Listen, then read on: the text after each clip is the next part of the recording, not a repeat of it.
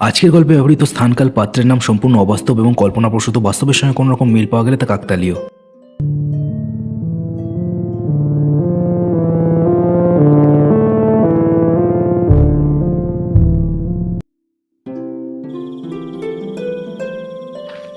শীত চলে যাওয়ার সময় হয়েছে। বেশ মনোরম আবহাওয়া চারিদিকে, হালকা ঠান্ডা, সাথে থেকে থেকে শিশিরে ভাব। এমন সময় তেলে ভাজা সাথে চা হলে জমে ক্ষীর হয়। এইসবই ভাবছিল ভম্বল হাঁটতে হাঁটতে। সেই বিকেলে ননীগঞ্জের মেন রোডে বাস থেকে নেমেছে সে। এখনও অবধি হোটেলটা চোখে পড়ছে না তার। ভাবতে ভাবতেই হঠাৎ তার থেকে কিছুটা দূরে রাস্তার একটা বাঁক চোখে পড়ল তার। সেখানে একটা বড় সাইনবোর্ডও দেখা যাচ্ছে মনে হচ্ছে না? ভম্বল ভালো করে ঠাহর করে দেখল। ঠিক তাই, একটা চকচকে সাইনবোর্ড। তবে কি ওটাই নাকি? সে সেদিকে এগিয়ে গেল।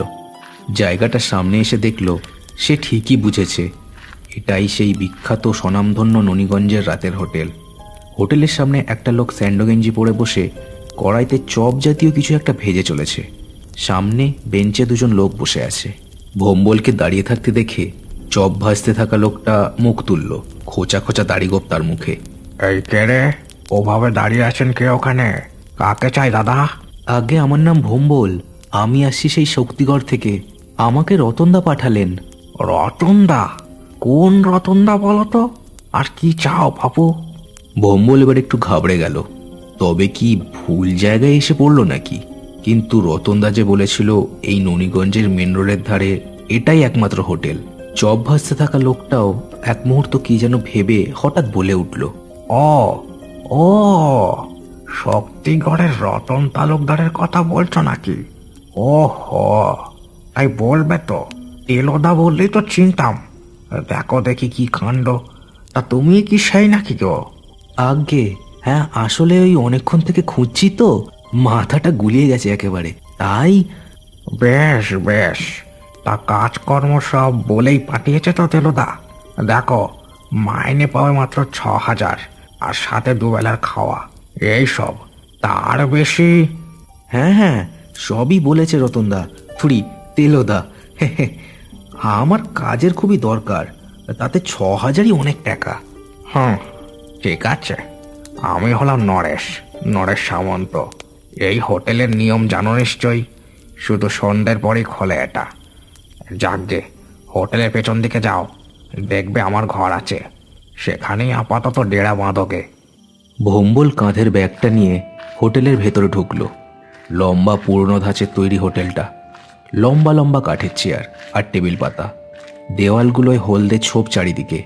এখনো কোনো খদ্দের নেই সেখানে, একজনকে ছাড়া। লোকটা কোণার দিকে বসে এক মনে চপ খাচ্ছে। লোকটার মুখ গম্ভীর মতন, কোনো দিকে নজর না দিয়ে সে এক মনে খেয়েই যাচ্ছে। ভম্বল তার সামনে দিয়ে হোটেলের পিছনের দরজা দিয়ে বেরোলো। লোকটা তার দিকে ভ্রুক্ষেপও করল না। পিছনের ঘরটায় সে এসে দেখলো ইটের তৈরি সাধারণ একটা থাকার জায়গা। ঘরের মধ্যে ঢুকলো ভম্বল। ঘরটার মধ্যে একটা চৌকি পাতা, জলের কুঁজো আর একটা কাঠের আলমারিও আছে। খুবই সাদা মাটা ব্যাপার স্যাপার। ভম্বলের বুক থেকে একটা দীর্ঘশ্বাস বেরিয়ে এলো। এমন সময় পকেটে থাকা মুঠোফোনটা বেজে উঠল ঝমাঝম করে। ভম্বল চমকে পকেট থেকে সেটা বের করে কানে ধরল।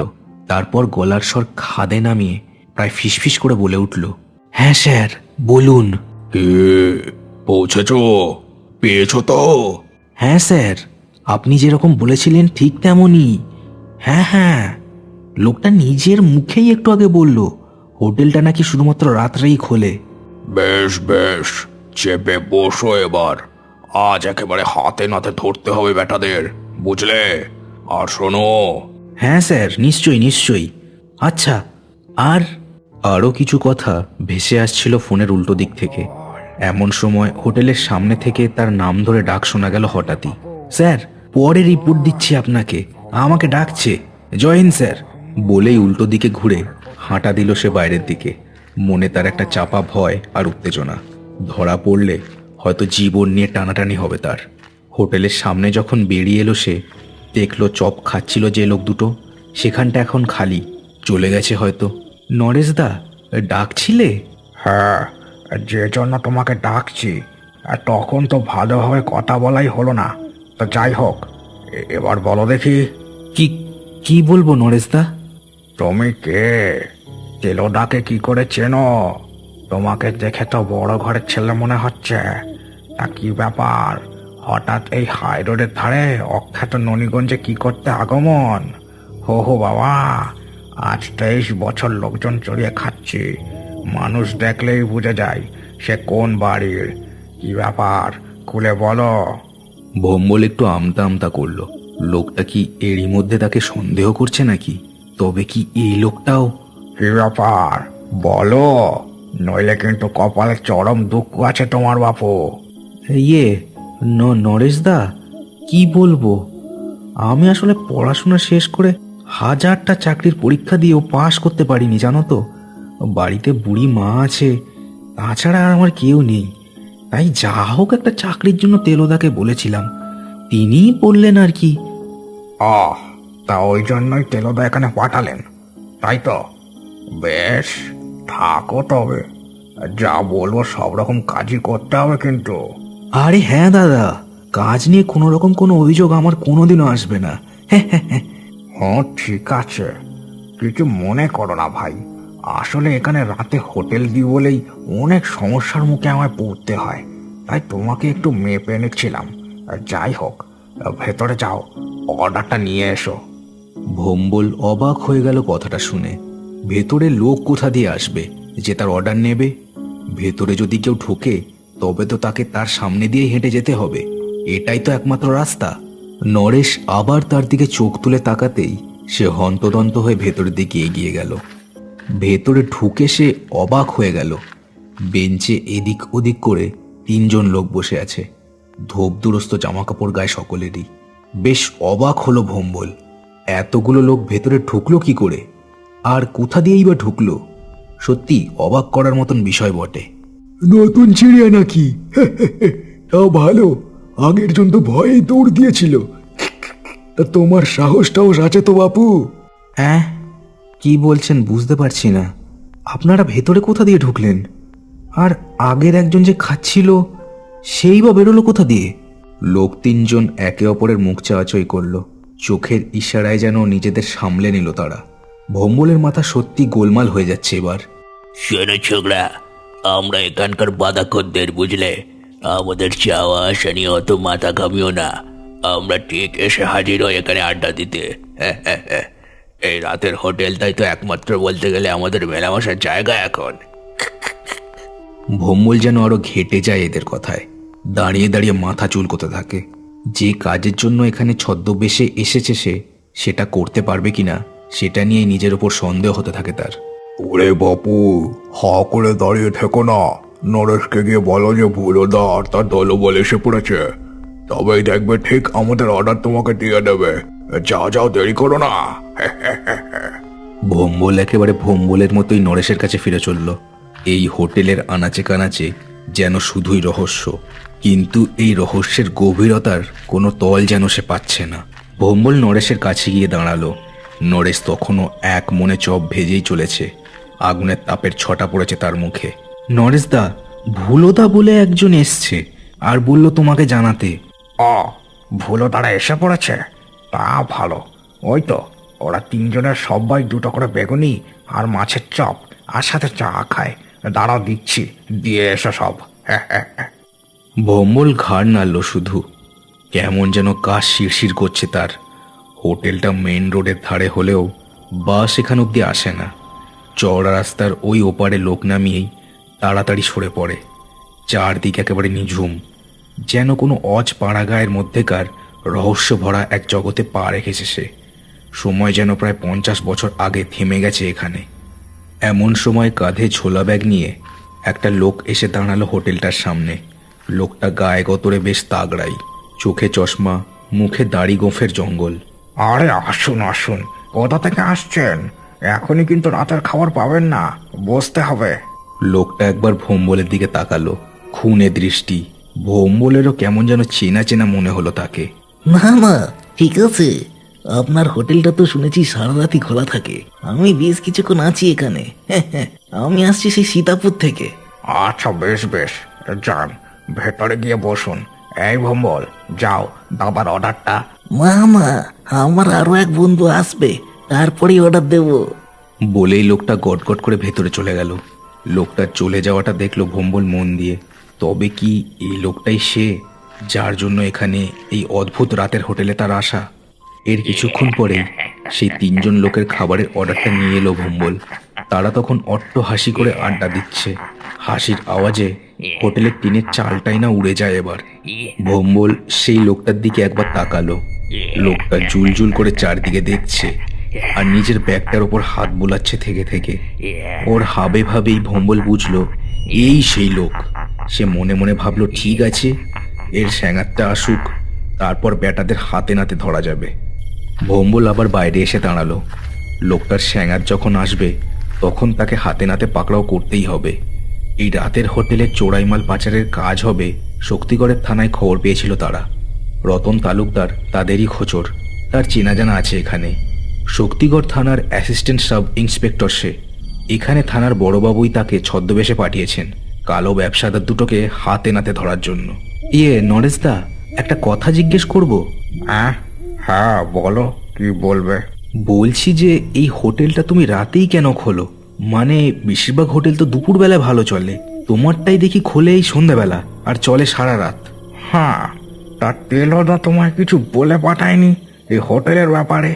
ভম্বল কিছু বলতে যাচ্ছিল, এমন সময় একটা লম্বা লোক এসে দাঁড়ালো দোকানের সামনে। এই লোকটার চোখ মুখও সুবিধের নয়। ভম্বল বুঝলো এ বেটাই নির্ঘাত আগের লোকটার স্যাঙাত। কিন্তু লোকটা তাকে অবাক করে দিয়ে সামনের পাতা বেঞ্চটায় বসে পড়ল। হোটেলের ভেতরে সে গেল না। ভম্বল কেমন ভ্যাবাচাকা খেয়ে গেল। তবে কি সে ভুল লোককে সন্দেহ করছিল নাকি? এমন সময় হঠাৎ হোটেলটার ভেতর দিয়ে একটা চিৎকার শোনা গেল, যেন চরম আতঙ্কে কেউ গলা ফাটিয়ে মরণ আর্তনাদ করে উঠল। ভম্বল তাড়াতাড়ি ভেতরে ঢুকে দেখল অদ্ভুত ব্যাপার। বেঞ্চগুলোতে কেউ নেই, খাওয়ার পর ডিশগুলো আর ব্যাগটা পড়ে আছে শুধুমাত্র। লোকগুলো গেল কোথায়? হাওয়ায় উবে গেল নাকি? এমন সময় নরেশ আর সে লম্বা লোকটা এসে ঢুকলো হোটেলের মধ্যে। তারাও ঢুকে অবাক হয়ে গেল। লম্বা লোকটা চারিদিকে তাকিয়ে ব্যাপারটা একটু মেপে নেওয়ার চেষ্টা করতে লাগলো। হঠাৎ সামনের বেঞ্চটার দিকে চোখ গেল তার। ব্যাগটা দেখেই তার চোখ যেন ধক করে জ্বলে উঠল। সে তাড়াতাড়ি এগিয়ে গিয়ে ব্যাগটার সামনে দাঁড়ালো। তারপর নরেশ আর ভম্বলের দিকে তাকিয়ে চোখ পাকিয়ে বলে উঠল, এই ব্যাগটা যে লোকটার সাথে করে এনেছিল সে কোথায়? কোথায় সে? কি করেছো তোমরা তার সাথে? কেন মশাই, আর সে লোক কোথায় গেছে অত শত আমি জানবো কেমন করে? হ্যাঁ, যত সব। আর যান তো এখান দিয়ে, আজ হোটেল বন্ধ, আজ কিছু পাওয়া যাবে না। আর যান যান। লোকটা এবার সেটাকে তুলে নিল। তারপর হাত ঢুকিয়ে দিল ব্যাগটার মধ্যে। হাত ঢুকিয়েই অবশ্য কপালের ভাঁজ আরো গভীর হলো তার। চ্যাংরামো হচ্ছে আমার সাথে। এই ব্যাগে যে জিনিসটা ছিল সেটা কোথায়? নরেশ যেন আকাশ থেকে পড়লো এবারে। ব্যাগে কি ছিল সেটাই আমি জানি না, তো সেটা কোথায় তাই আমি জানবো কি করে শুনি? লোকটা এবার খেপে গেল যেন। ব্যাগটা এক হ্যাঁচকা টান মেরে ফেলে দিল একদিকে। রাগে গড়গড় করে সে বলে উঠল, আর কি হচ্ছে? জানিস আমি কে? এই ব্যাগে কলকাতার প্রতিমা জুয়েলার্স থেকে ডাকাতি করা হীরের হার আর 13 কেজি সোনার বিস্কুট ছিল। আর যে লোকটা ওগুলো নিয়ে এসেছিল সে আমার পার্টনার। তোরা লোকটাকেও গায়েব করলি, সাথে জিনিসগুলো হাতিয়ে নিলি। কি ভেবেছিস আমি কিছু বুঝি না? এখনো সময় আছে, ভালোই ভালো সব ফিরিয়ে দে বলে দিলাম, নইলে। বলেই সে পকেট থেকে একটা পিস্তল বের করলো। তারপর তাক করলো তার নলটা তাদের দিকে। ভম্বল পুলিশি স্বভাবেই মাথার ওপর হাত তুলল। তার সন্দেহই সঠিক, কিন্তু এখন আর কিছু করার নেই। তার পিস্তলটা আবার ব্যাগের পকেটে। এত জলদি যে ওটার দরকার পড়বে বুঝতে পারেনি সে। নরেশ কিন্তু তখনও একই রকমভাবে ভ্যাবাচ্যাকা খেয়েই দাঁড়িয়ে রয়েছে। কি হলো? বল, কোথায় লোকটা আর কোথায় সরিয়েছিস জিনিসগুলো? বল। ওরে বাপু, আমি জানলে তো বলবো। এই ভোলাদা, এবার দেখছি তোমাদের জন্য চোর ছাত্রদের হাতে গুলি খেয়ে মরতে হবে। লোকটা নরেশকে ওপরের দিকে তাকিয়ে কথা বলতে দেখে অবাক হয়ে গেল। ভম্বল কিন্তু অবাক হলো না। গা শিরশিরে ভাবটা যেন বেড়ে উঠল তার। কার সাথে কথা বলিস রে বেটা? কে আছে ওখানে? তার কথা শেষ হলো না। দমক দমক অট্টহাসিতে যেন কেঁপে উঠল টিনের চাল। সারা হোটেল বাড়িটাকে ঘিরে যেন কারা প্রবল অট্টহাসিতে ফেটে পড়েছে। কি হচ্ছে ভোলাদা?